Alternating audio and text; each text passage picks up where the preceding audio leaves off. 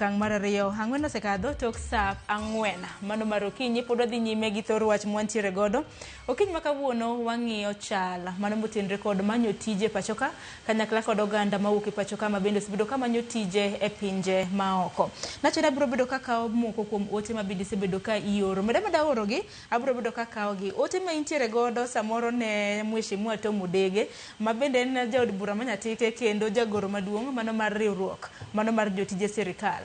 Kanyakla kod Lilian Gala ma bende en jalony weche mag tije yor aburo bedo kwa somo. Kata kamano achako kod Mheshimiwa Odege kapok nakawo yueyo matin napenjo kanyo ni nang'o miyo ni lwasi e pinje moko maoko kuom ranyisi ma bende oganda mawuok e pacho ka jathoro dhiye.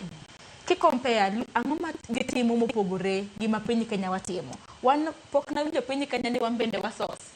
Kopogore gi lakteche mane wuok Cuba, unyalo paro sigana ma kamano. Pok awinjo ga kendo. Gima duong' kabisa ma nyaka wakuongo deal as a country, number 1 en corruption.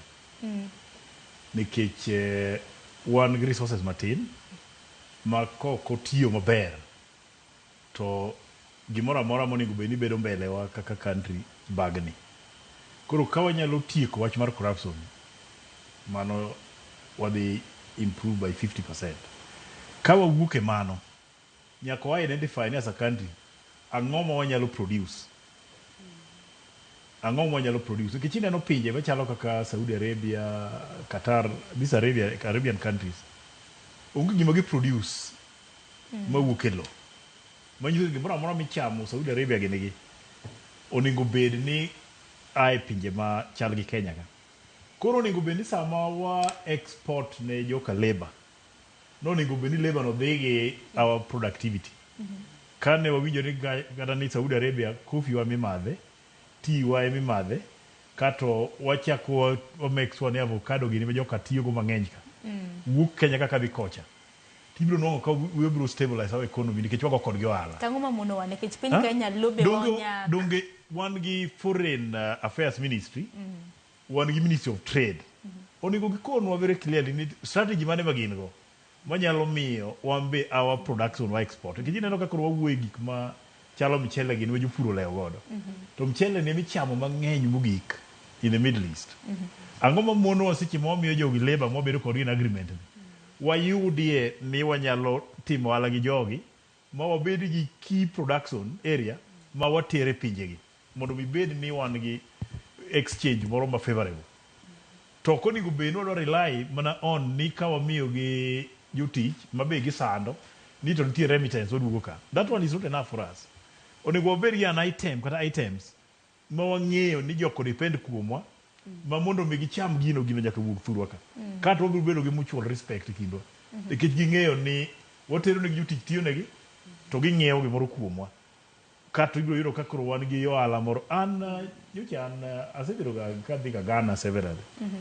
JoGhana import tea from Belgium. Tea mimadho Ghana wuok Belgium. To wan gi ambassador kanyo, to wan gi Foreign Affairs Ministry, to wan gi Ministry of Trade. Ghana alone ma ba paro ni waonge go ga big problem. Nikech nyaja aneno kata president wa Ghana kobiro limo president maro Masai Maraka. Ang'o ma mono puonjo JoGhana madho chai mondo mi bed ni our tea nyalo bedo dominant Ghana ka kende. Nigeria alone is a market. Ang'o miyo dong' wayie ni Nigeria nyalo import tea ma wane mwa produce ka from Australia. Tea mobedo imported kidhi madhe Nigeria tiyudo ko ondiki ni blended using Kenyan tea. Kato tea yo Australia tea go to blend tea for export again. Ka wato wan gi that tea Kenya ka. Dongeni shida mawuok en ni wan wa ororo products. Gidhi to gilose kanyo. No problem. We can change it. Iparo ni the product ma joka loso Australia. Jo Kenya Kenya loso. Nyalo loso? Kidhi Kericho ka wan gi tea mobedo graded. Manyiso ni wanyalo refine tea to all levels modwaro. Can't we get the market in Africa? We don't need even to go to Europe. Nigeria alone nyalo consume all our tea. Because the population is there, demand is there. Koro ang'o ma mono wamanyo a key market for our produce. Manyalo sustain our economy. Kata sani kidhi analyze countries mogo timo ohala. The only living country motimo ohala ni Uganda. Uganda mineno kani. stop our goods today, our economy will collapse. Uganda would lead ka. Samo we kodi sani ni inongo ni onge gima Tanzania sani euro from Kenya. One mo ngiyo from Tanzania.